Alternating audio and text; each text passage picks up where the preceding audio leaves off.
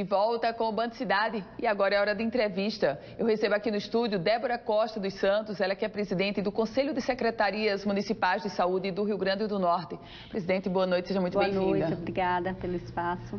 Presidente, Programa Mais Médicos, saída dos cubanos e abertura de vagas para os chamados médicos brasileiros. Qual a realidade hoje dos municípios do Rio Grande do Norte com essa saída dos médicos cubanos e essa abertura agora para os médicos, os profissionais brasileiros? No estado do Rio Grande do Norte foram oferecidas 198 vagas. Infelizmente, essas vagas já vieram com alguns déficits. Por que vieram com alguns déficits? Porque a gente já tinha municípios que já estavam sem médico cubano. Uns tinham saído de licença maternidade, outros tinham saído por algumas questões. E a gente achou que num novo edital esses municípios já seriam contemplados. Já não foram. Já veio com alguns déficits nesse edital. Edital do Ministério da Saúde. Do Ministério da Saúde.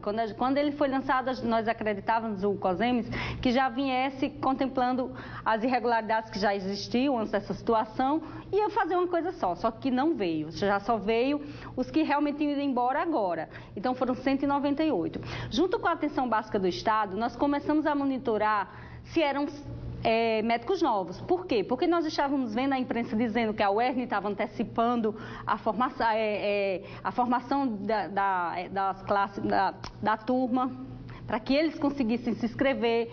A UFRN, a UNP. Então, nós achávamos que ia ser médicos novos. Nós começamos a monitorar junto com a atenção básica do Estado. Para nossa surpresa, nós começamos a ver que eram os CENEJs que já estavam na estratégia de saúde da família. Não eram médicos novos, eram nossos médicos que estavam migrando. Ou seja, estava tendo um deslocamento. Exatamente. Aí nós começamos vamos contar números. Então, dos 198, 99, ou foram 98, migraram da nossa estratégia de saúde da família. Então, não foram médicos novos. Eles já estavam nos municípios, nas estratégias e migraram para o programa Mais Médico. Aí você vai dizer o seguinte: Débora, mas por que não foram esses que fizeram? Porque quem foi na frente, quem foi se inscrevendo, eu fui decidindo por CAICOL, fui me inscrevendo. Então, quem foi mais esperto foi se inscrevendo e foi conseguindo logo as vagas. Então, houve muitas inscrições, mas infelizmente os que conseguiram logo ficar foram os que já estavam inscritos nas nossas estratégias de saúde da família. Depois, nós também levantamos que, além desses 98 que estavam na estratégia de saúde da família, na verdade foram 110. De onde? Eles não ficaram aqui no Estado. 98 ficaram no Programa Mais Médico do Estado e 12 migraram para o Programa Mais Médico de outros estados. Secretária, por que o Programa Estratégia Saúde da Família se tornou tão vulnerável com a chegada do Mais Médico? O que o Mais Médico ele tem uma característica que ele oferece algumas coisas que os municípios não têm para oferecer. Não é só a questão de salário, não. Às vezes as pessoas têm sido injustas dizendo o seguinte: os médicos migraram pelo salário. Não é só a questão do salário. Não é só a questão que o salário é melhor, é a questão do salário, é a questão da carga horária, porque os municípios, os 167 do Estado, eu acredito que todos, têm assinado um TAC, que é um termo de ajuste de conduta com o Ministério Público, dizendo que os nossos profissionais têm que dar 40 horas no programa.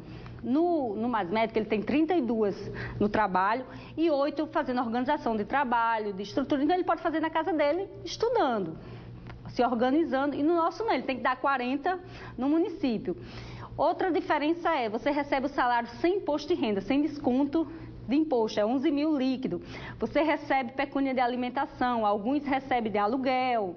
Então, no que junta, se torna bem mais viável para o médico do que o Programa Estratégia de Saúde da Família. E um dado que é melhor ainda para eles é uma pontuação na residência.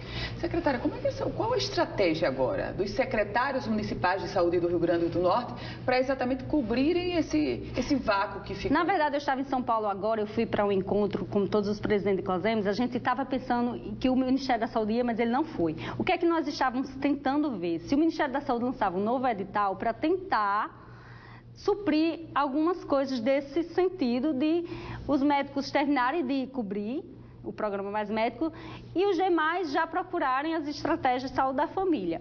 Agora, uma coisa que nós temos tentado com o Ministério da Saúde é o seguinte: o problema não é a classe médica, o problema é porque o Ministério da Saúde não está dando condições aos municípios de contratar do mesmo jeito do Programa Mais Médico. O que é que nós queríamos? Que o Ministério da Saúde desse as condições para que a estratégia de saúde da família lá de São José de Seridó, onde eu sou, eu tivesse as mesmas condições de oferecer ao médico o que o Programa Mais médica oferece, porque aí ele iria ter interesse na minha estratégia de saúde da família. Então, o que nós queríamos do Ministério da Saúde era essa diferença. Lá no Amazonas, o que é que nós queríamos que fosse? A política fosse diferente lá, o salário fosse diferente lá, porque realmente não vai. Não vai. E assim, não adianta mais a gente ficar se lamentando, culpando porque o cubano foi embora, porque a luta já não adianta. A luta que a gente tem que travar agora é para que se resolva essa situação e procurar medidas e dar soluções a elas. Secretária, a senhora de concordar comigo que o esvaziamento do Programa Estratégia de Saúde da Família é só mais um problema diante de uma crise gravíssima que Exatamente. o Rio Grande do Norte vive na saúde. Com certeza. E de uma crise que surpreendeu a todo o Potiguar no momento em que o Ministério Público divulgou a informação de que o Estado do Rio Grande do Norte não vai cumprir integralmente o que diz a lei, que é o investimento de 12%, ou seja, teria que investir aí quase 250 milhões de reais a curtíssimo prazo. Como é que a senhora recebeu essa informação do Ministério Público de que sobra dinheiro porque não está investindo completamente e nos municípios é uma crise tão grave? Na verdade, nós fomos um dos primeiros órgãos a dar essa notícia, que tinha sido investido 5,8, junto com o Conselho Estadual de Saúde. Nós somos um dos primeiros órgãos a colocar publicamente, eu dei isso no RNTV ao vivo, mostrando que o Estado do Rio Grande do Norte só ia investir, ele tem por obrigação investir 12% ao ano, ele só ia, em outubro, ele tinha investido 5,8%. Então, assim, é gravíssimo. E o que a gente ficou se perguntando até então, que o Ministério Público ainda não tinha tomado providência, é o seguinte: o município ele tem a obrigação de investir 15%. Na hora que não investe, é improbidade administrativa. Aí o que é que a gente começou a se perguntar? Cadê a cobrança junto ao Estado? Que graças a Deus chegou, o Ministério Público chegou para cobrar. E foi aí que a gente entendeu, quando o Conselho Estadual divulgou que tinha sido 5,8, nós entendemos o porquê da crise nos municípios. O ano de 2018 foi muito difícil, né? Muito difícil. Não saiu ressonância, não saía tomografia. A gente viu pacientes morrendo em fila. Eu vi pacientes do Regional de Caicó morrendo porque faltou insumos. Eu vi pacientes morrer, se inaugurar leitos de UTI com propagandas políticas, mas não tinha um medicamento lá dentro. Que isso eu fiz questão de fazer a crítica no dia que ele esteve lá na região. Eu mostrei o seguinte: não adianta você inaugurar umas salas bem bonitas se não tem um medicamento. Adianta ter um leito de UTI sem um medicamento? Não adianta. Não tem nenhuma aplicação, né? Exatamente. Então, assim, foi aí que nós caímos que o 5,8 era essa crise sem tamanho que o Rio Grande do Norte está. E nós estamos entre um dos piores estados do Brasil no investimento em saúde. Secretária, as cirurgias eletivas, as cirurgias de alta complexidade, a solução é para aumentar esse atendimento. Passa por onde, secretária?